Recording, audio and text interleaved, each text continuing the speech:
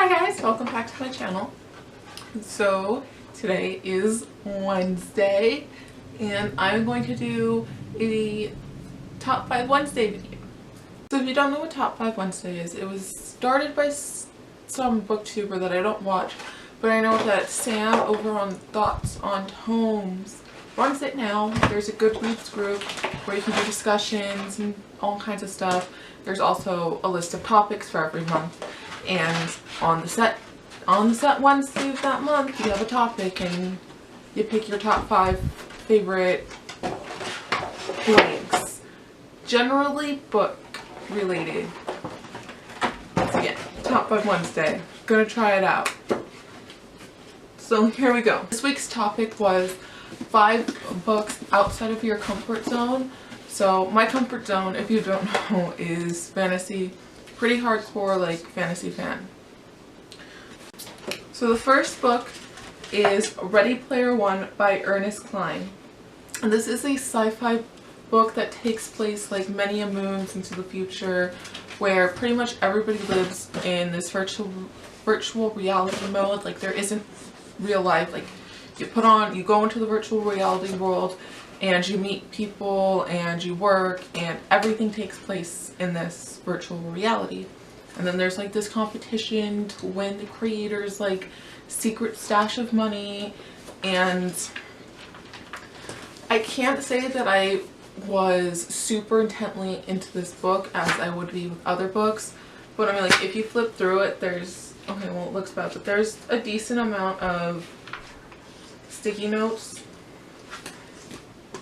And there's a lot of 80s references, which I liked, and I enjoyed it. And for me to enjoy any kind of sci-fi is kind of like a miracle. The next book I have is The Solitude of Prime Numbers by Paolo Giordano. I'm so sorry that I butchered that name. This book is a contemporary novel, definitely contemporary adult, kind of like on the more obscure side of life, but it was really, really good. I really enjoyed this book. Solitude of Prime Numbers is basically, it's about 2 people, they meet as teenagers, a boy and a girl. I think the boy is a mathematician, or ends up being a mathematician, and the girl ends up being like an artist. Don't think that's too spoiler. But they meet as teenagers and they become friends and they kind of like each other, and then they separate and they come back together, and it's sort of about their relationship over time. But it's sort of about them being like these introverted individual people and how like they interact with each other and develop together and separately, and life. Basically it's about life. The next book is The Picture of Dorian Gray by Oscar Wilde. And if you've watched any video of me or ever heard me talk about books, you know that I pretty much hate all classics with a burning passion. I hated school when they made me read classic novels. I just didn't enjoy them, and the fact I think that I was forced was a big thing. But I remember reading The Picture of Dorian Gray and I absolutely adored this novel. I've actually read several other Oscar Wilde books because of it. Oh, so it takes place in the late 19th century, and this young gentleman, Dorian Gray, has a picture painted of him, a portrait, and he makes a wish somehow that he wouldn't age, but the portrait would age. And so for like a really long time he stays really youthful, and it's sort of about his scandalous life, being eternally young, which just read it. I mean, that was a pretty good summary. Okay, the next book is Extremely Loud and Incredibly Close by Jonathan Schaffner. Jonathan Schaffner. Whew. I absolutely adored this book. This book, I read it kind of in a troubled time of my life, but it totally changed me and shaped me into somebody different. And oh my god, if you saw the movie is complete garbage compared to this book. The book is a million times better. So much deeper, so much more goes on that the book could never possibly touch, or the movie could never possibly touch on. Although I do admit that I still read a lot of like the dad in here as Tom Hanks. Actually, I'm pretty sure now I read the entire book in like a Tom Hanks voice in my head, which is fine because I still think he has a great voice. But basically it's about a little boy. I personally believe that he is autistic, but if you read online about different synopsises, like there's a bunch of different things that people say. In my experience with autistic people, he has some form of autism. And he loses his dad in the 9/11 accident. He's in the Twin Towers.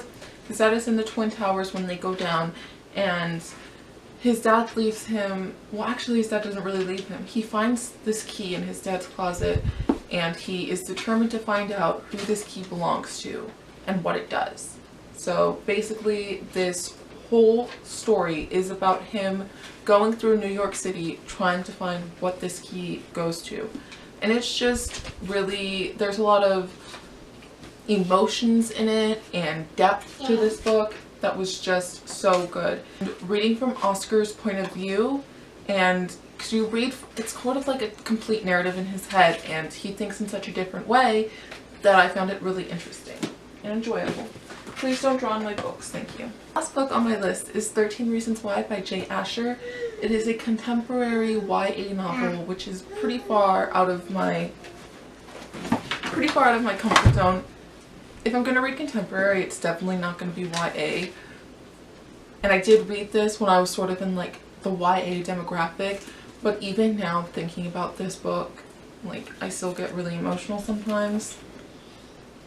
And if somebody, I highly recommend this book for anybody who's considering getting into contemporary novels at all, or the YA genre, because it shows how absolutely emotional and how much depth can be in YA and contemporary novels. So basically 13 Reasons Why is about this girl who commits suicide, but before she commits suicide she makes 13 tapes, and each one is for a different person who was part of the reason why she felt that she needed to kill herself. And she kind of blackmails them to deliver them to each other. So like one person gets it and they listen to their tape, they can listen to everybody's tape, and then they send it on. Because if they don't, she's gonna have somebody release it all to the public.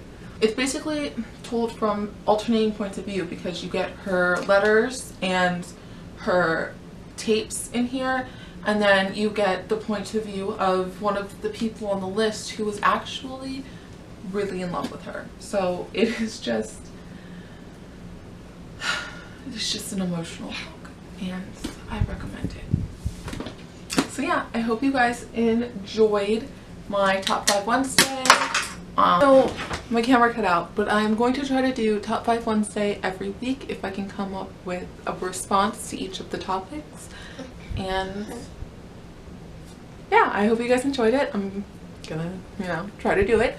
And I hope you guys have a really good day, and I'll see you next time. Bye. Say bye-bye.